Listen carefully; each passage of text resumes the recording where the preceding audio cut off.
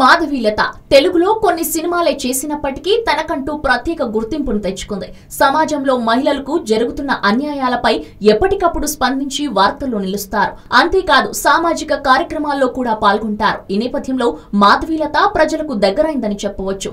ఇక ప్రజల సంక్షేమం కోసం తన వంతు కృషి చేయాలని భావించిన ఆమె తెలంగాణలో అసెంబ్లీ ఎన్నికల సమయంలో కేంద్ర మంత్రి నితిన్ గడ్కరీ సమక్షంలో బీజేపీ పార్టీలో చేరింది. ఈ నేపథ్యంలో బీజేపీ తరఫున ఎన్నికల ప్రచారం చేసింది.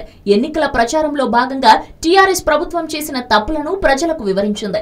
బీజేపీ అధికారంలోకి వస్తే అమలు చేసే అభివృద్ధి కార్యక్రమాల గురించి ప్రజలకు తెలియజేసింది.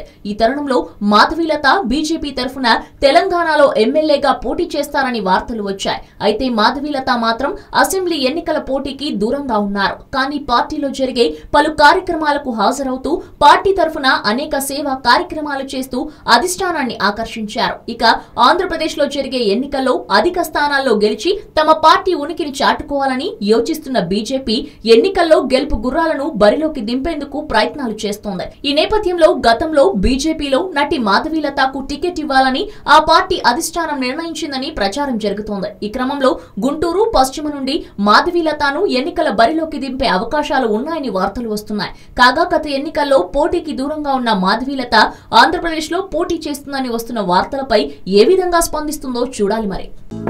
హలో, మిమ్మల్నే యోయో టీవీ యాప్ డౌన్లోడ్ చేసుకున్నారా? ఇంకా లేదా?